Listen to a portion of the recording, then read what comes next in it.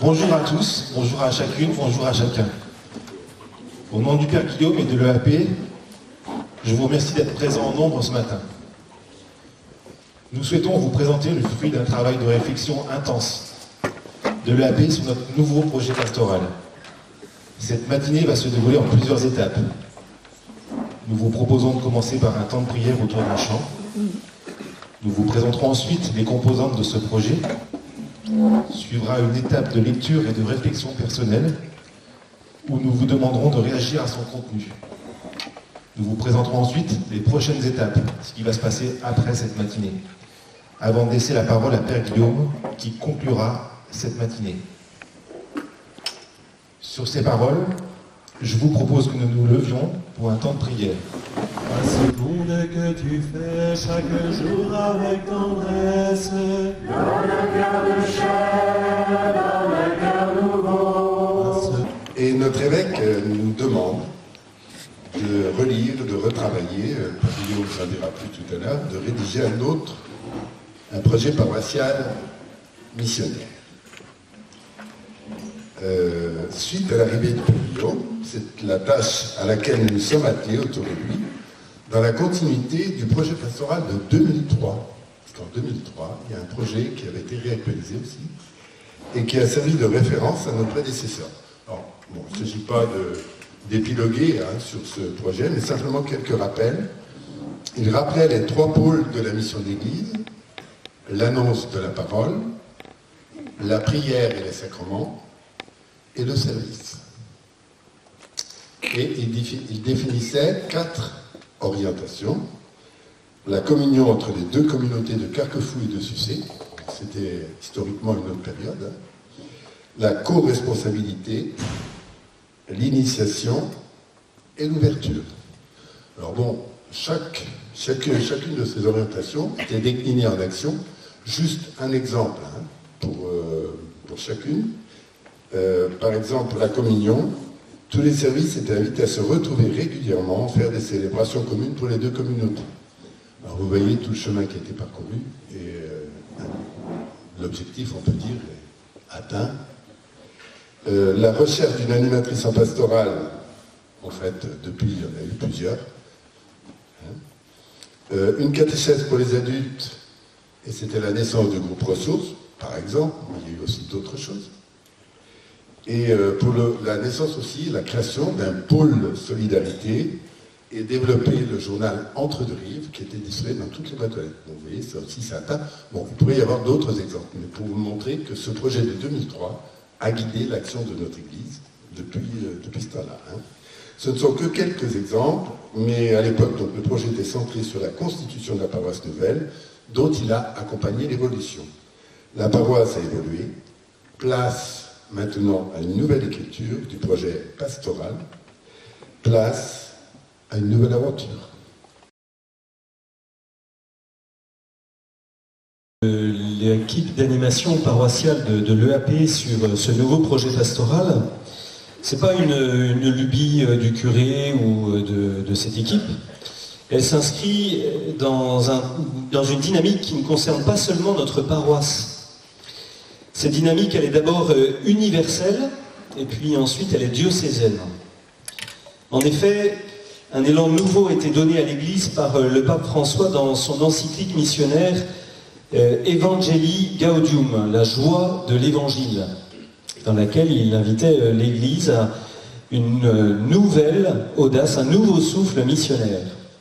Et cet élan a été relayé par notre évêque, Monseigneur Jean-Paul James, dans une lettre pastorale qu'il a écrite en 2013 et qu'il intitulait ainsi « Une audace nouvelle pour annoncer l'Évangile ». Et dans cette lettre pastorale, il demandait que chaque paroisse du diocèse, les 70 paroisses du diocèse de Nantes, en Loire-Atlantique, rédige chacune un nouveau projet pastoral. Suite à cette lettre pastorale, une formation qui a été organisée par le diocèse a été proposée pour l'ensemble des paroisses, une formation qui s'appelait Talent Théo et qui a mis en valeur, en relief, cinq éléments essentiels de la vie chrétienne.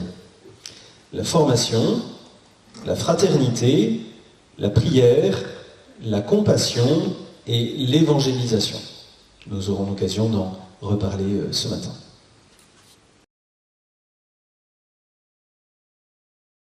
Alors on vous parle du projet pastoral depuis quelques minutes, mais au fond, qu'est-ce que c'est qu'un projet pastoral? Donc un projet pastoral décrit les grandes orientations de la vie de la paroisse. Il a pour vocation de nous donner des objectifs concrets à vivre en communauté. Il a pour but également de servir à la proximité et de rejoindre au plus près les hommes et les femmes qui habitent sur cette paroisse. Le projet est dit pastoral parce qu'il prend source dans les faits, les gestes, les paroles de Jésus pasteur. Le projet pastoral, c'est ce qui oriente la vie de la paroisse. Il en est le référentiel. Alors maintenant, qu'est-ce que ce n'est pas? Un projet pastoral, ce n'est pas un programme pour 50 ans, mais des orientations à mettre en œuvre pour quelques années. Ces orientations servent de point de repère pour tous les acteurs de la vie et la mission de la paroisse. Ce n'est pas la présentation de la paroisse. Ce n'est pas non plus une liste exhaustive de tous les domaines de la pastorale. Il ne cherche pas à vouloir tout faire. Il n'a pas pour but de figer l'action pastorale de la paroisse, mais bien de nous donner des axes prioritaires pour les 5 à 6 années à venir. Ce n'est pas le projet d'une personne, encore moins d'une équipe, mais bien de toute la communauté des fidèles du Christ.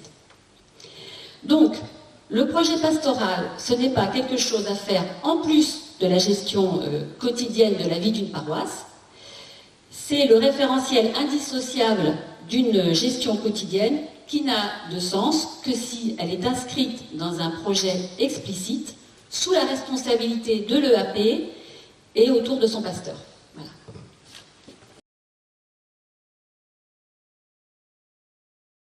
Donc la réalisation de ce nouveau projet, vous l'aurez compris, a été le fruit d'un long processus de discussion et de réflexion très participative au sein de l'EAP.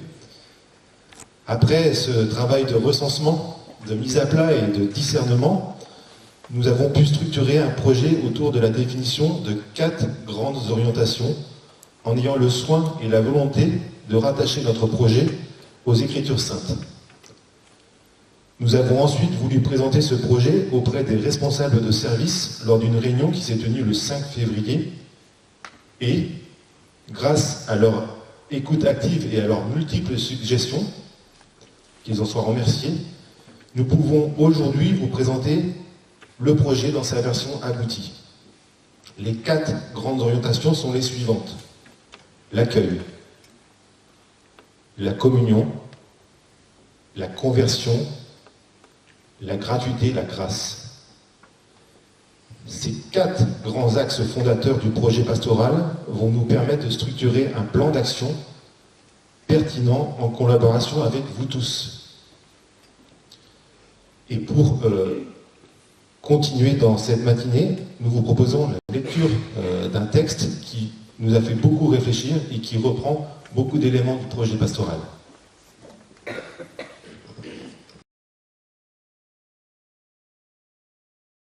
Donc c'est au chapitre 2, 42, 47. Ils étaient assidus à l'enseignement des apôtres et à la communion fraternelle et à la fraction du pain, aux prières. La crainte de Dieu était dans tous les cœurs, à la vue des nombreux prodiges accomplis par les apôtres. Tous les croyants vivaient ensemble et ils avaient tout en commun. Ils vendaient leurs biens et leurs possessions et ils en partageaient le produit, tous en fonction des besoins de chacun. Chaque jour, d'un même cœur, ils fréquentaient assidûment le temple, ils rompaient le pain dans les maisons, ils prenaient leur repas avec allégresse et simplicité de cœur. Ils louaient Dieu et avaient la faveur du peuple tout entier. Chaque jour, le Seigneur leur adjoignait ceux qui allaient être sauvés.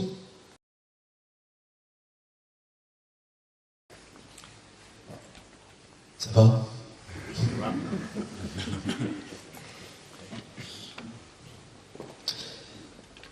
Bon, vous savez sans doute que... Enfin, je ne sais pas si vous savez tous ça. Que le rugby français traverse une grave crise. Une des plus importantes de son histoire. Vous savez peut-être aussi que quand le 15 de France vit une défaite, et en ce moment c'est plutôt des raclés, il y a un discours qui résonne habituellement dans la bouche des joueurs, des dirigeants et des entraîneurs. Il faut revenir aux fondamentaux. Les fondamentaux du rugby, c'est la conquête du ballon, c'est le combat physique, la qualité de la passe, la maîtrise de la mêlée, du lancer en touche, etc. Et c'est en assimilant, en maîtrisant toujours mieux ces fondamentaux que le goût de la victoire peut revenir. Et bien peut-être que vous savez aussi que l'Église vit une période de crise. Je ne sais pas si c'est une des plus graves de son histoire. Ce qui est sûr, c'est que ce n'est pas la première. L'Église, elle est souvent considérée comme une grand-mère, âgée, percluse de rhumatisme, et qui a perdu sa souplesse. Pour retrouver sa jeunesse, elle a un moyen, c'est revenir à ses fondamentaux. Ce qui fait l'essentiel de son identité et de sa mission. Ces fondamentaux, il y a un texte de l'Écriture qui les contient par excellence, c'est ce passage des Actes des Apôtres que nous avons devant les yeux. Nous pouvons y discerner 5 éléments essentiels, fondateurs de la vie chrétienne, qui correspondent un peu aux 4 pieds de la table que vous avez devant vous. Formation, fraternité, prière, compassion, évangélisation. S'il en manque un de ces 5 éléments essentiels, fondateurs, nous pouvons ressentir un peu ce que le poète écrivait. Un seul être vous manque, et tout est dépeuplé. Ces 5 essentiels sont un peu comme les couleurs de l'arc-en-ciel, comme Platini, Giresse, Tigana, Fernandez dans le carré magique de l'équipe de France du foot des années 80, ou pour les plus jeunes d'entre nous, un peu comme Giroud, Mbappé, Griezmann, comme les 4 Beatles, comme les 12 apôtres du Christ. Je m'arrête là. Ce que je veux dire, c'est que s'il manque un seul de ces éléments, eh bien l'arc-ciel ne serait pas ce spectre lumineux si fascinant. Les Bleus n'auraient pas été champions d'Europe en 84 ou du monde en 2018. Les Beatles n'auraient pas été des Fab Four. Et il aurait manqué une pierre de fondation essentielle de l'Église apostolique. De même, un chrétien, une paroisse doivent être animés, doivent vivre ces 5 essentiels. Il y a tout d'abord ce que Luc c'est l'auteur des Actes des Apôtres, écrit comme l'enseignement des apôtres. Il nous dit que les premiers chrétiens étaient assidus à cet enseignement des apôtres. Cela nous met, pour nous, devant le défi de la formation. Il n'y a pas d'âge.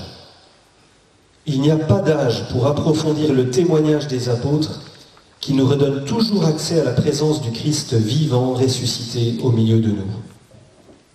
Quand nous nous formons, nous ne faisons pas des études d'histoire pour rester collés au passé, mais nous entrons dans la connaissance approfondie de celui qui nous fait vivre et qui nous donne le beau nom de chrétien. C'est lui qui nous fait entrer dans une qualité de relation qui n'est pas fondée sur des choix affectifs, d'opinion, d'accords politiques ou d'harmonie sociale. Il nous fait devenir frères. C'est-à-dire qu'il nous fait entrer dans une relation qui s'enracine dans une origine qui nous est antérieure, le Père, et dans une dimension étonnante. Nous ne nous choisissons pas. Nous nous accueillons sans cesse comme liés les uns aux autres par une appartenance au corps du Christ. C'est le défi et la beauté de l'Église depuis toujours. Cette fraternité, elle est faite pour grandir, qualitativement et quantitativement. L'Église, elle n'est pas faite pour elle-même. Elle n'est pas faite pour que les chrétiens se regardent le nombril et s'admirent, mais pour rayonner, pour donner Jésus au monde. Cette fraternité, pour dépasser les énervements, les impatiences, les incompréhensions, elle a besoin de se fonder dans la prière. Les Actes des Apôtres mentionnent la fraction du pain et les prières. C'est très intéressant. La fraction du pain, c'est évidemment la messe, le repas du Seigneur. Mais il ne faudrait pas que notre vie de prière paroissiale soit uniquement centrée sur l'Eucharistie. Il ne faut pas oublier la prière de louange, d'intercession, d'adoration, etc., qui sont tout aussi importantes, complémentaires de l'Eucharistie. Tout comme la prière personnelle, tout comme la prière conjugale, familiale, communautaire. L'Eucharistie et les prières, en nous décentrant de nous-mêmes et en nous focalisant sur le Christ et sa parole, nous ferons toujours réentendre cette vérité, c'est que nous sommes appelés à vivre la charité, pas seulement en parole, mais surtout en actes et en vérité. Des actes de compassion, de service, de partage des biens en fonction des besoins de chacun, comme nous écrivait saint Luc. Partage des biens en fonction des besoins de chacun. Cela suppose de toujours mieux nous connaître, nous et nos besoins, et de donner attention aux autres. Alors, ne tombons pas, quand nous lisons ce texte, dans le piège d'un fondamentalisme qui nous ferait croire que l'idéal de la vie chrétienne, primitive ou actuelle, serait une sorte de communisme où on partagerait tout. Non, on n'est pas fondamentaliste. Tous les écrits de Paul ou des premiers écrivains chrétiens ne vont pas dans ce sens d'interprétation. Par contre, tous les écrits et toutes les réformes de l'Église mentionnent le partage, y compris financier, comme le signe de l'amour qui habitait les disciples de Jésus-Christ. L'attention aux pauvres est en particulier un signe de notre capacité de reconnaître Jésus au milieu de nous. La prière et l'Eucharistie, si nous voulons être certains de leur qualité, c'est au fruit de charité, de compassion, de générosité que nous pourrons les évaluer. La prière et l'Eucharistie sont aussi le moteur de notre évangélisation, de la mission.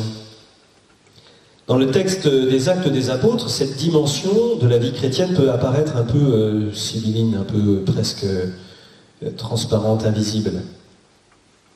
Voilà ce que saint Luc écrit: « Le Seigneur leur adjoignait ceux qui allaient être sauvés. » Et pourtant, cette phrase, elle est très importante.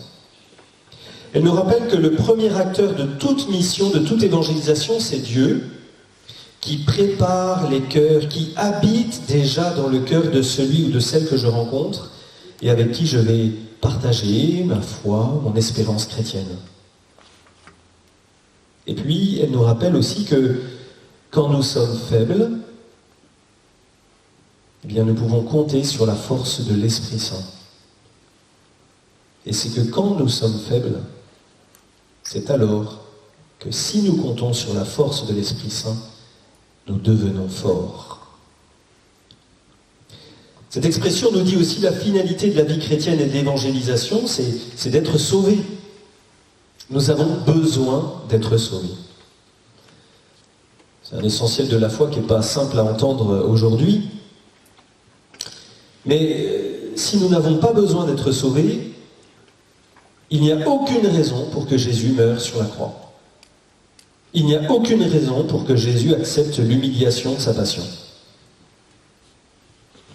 C'est bien pour nous faire participer à sa victoire sur le péché, sur la souffrance et la mort, en nous ouvrant la porte de la résurrection, c'est bien par ce chemin-là que nous pouvons devenir véritablement chrétiens et missionnaires. Parce que cette expérience, elle est bouleversante. Cette expérience est celle des apôtres, c'est celle de l'enseignement des apôtres. C'est cela la source de notre joie. Puissions-nous y revenir sans cesse.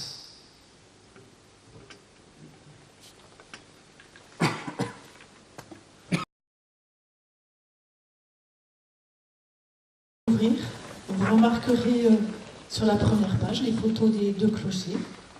Cette première page est là pour nous rappeler que la paroisse, c'est un territoire. Et donc ce qui nous réunit, c'est ce territoire. Le Père Guillaume nous l'a dit, nous ne nous sommes pas choisis, nous sommes là, appelés à vivre ensemble. Et même sans l'ouvrir, le dépliant au verso, on a les 5 essentiels que le Père Guillaume vient de nous présenter. Voilà, donc même si...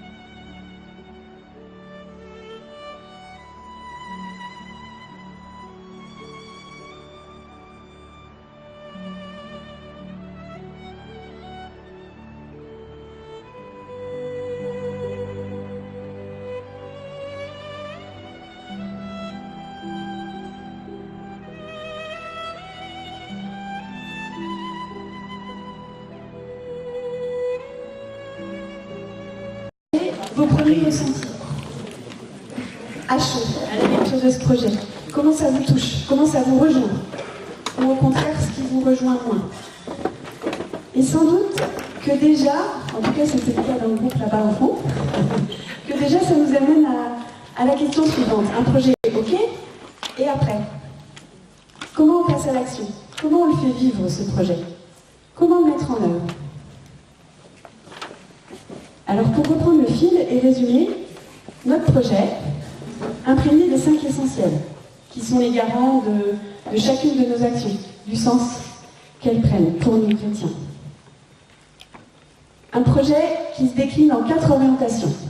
L'accueil, la communion, la conversion, la gratuité et la grâce. Un projet qui chemine, qui va cheminer, pas à pas, étape par étape, d'aujourd'hui à 2024.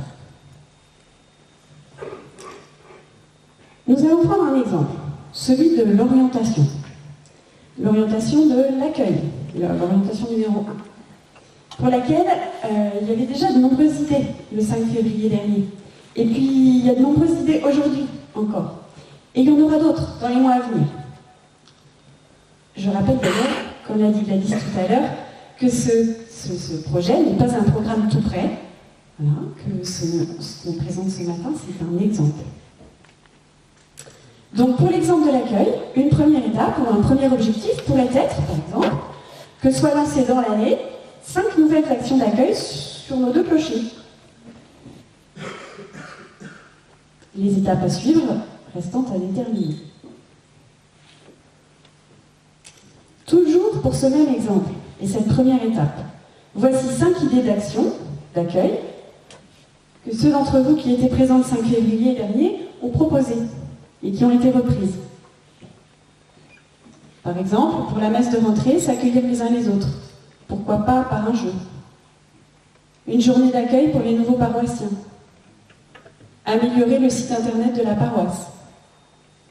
Mettre à jour les responsables des groupes sur le site. Prenons un deuxième exemple. Un exemple sur l'orientation de la conversion.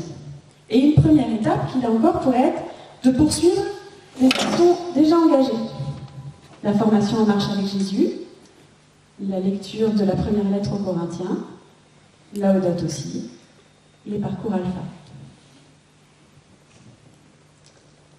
Le socle, la source de la mise en œuvre de ce projet, du déploiement de ces actions, c'est nous, c'est notre paroisse. Notre paroisse, elle est faite de chacun de nous.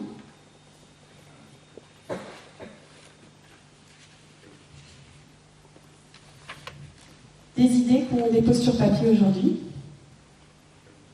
celles qui vont émerger, que nous déposerons dans une boîte à idées, dans l'une des églises, ou sur le site de la paroisse. De celles qui émergeront des rencontres, des échanges avec nos voisins, ou de découvertes dans d'autres paroisses cet été, pendant nos vacances. Ainsi, les idées vont se déployer, et nous les recueillerons jusqu'au mois de septembre. Tous invités à proposer nos idées, et tous invités à être acteurs. Du recensement de ces idées à leur mise en œuvre, chacun de nous est invité à œuvrer. Dans nos familles, entre amis, dans nos équipes en paroisse, si nous prenions le temps, en cette fin d'année, en ce dernier trimestre de l'année scolaire, de relire ce que nous faisons à la lumière de ce projet, de parler ensemble de nos actions, de notre mission, chacun avec ses talents peut contribuer à cette construction. Je vous laisse poursuivre ce temps de réflexion personnelle, par table, avec la même consigne que tout à l'heure, mais sur cette question-là, quelles idées d'action peut-on mettre en œuvre? C'est parti.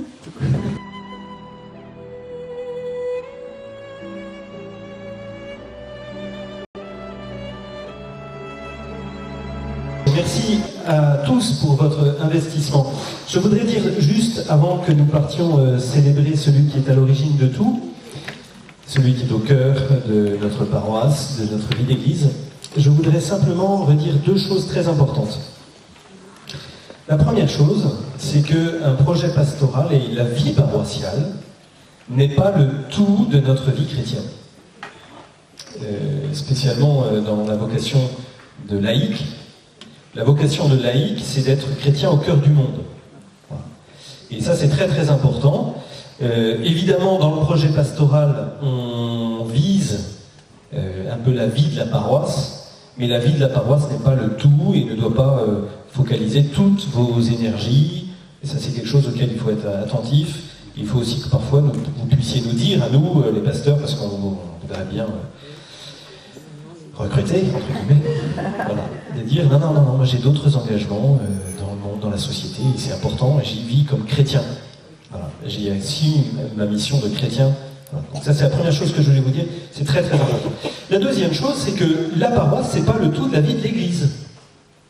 C'est qu'à côté de l'Église, il y a les mouvements, il y a ce qu'on appelle l'apostolat des laïcs.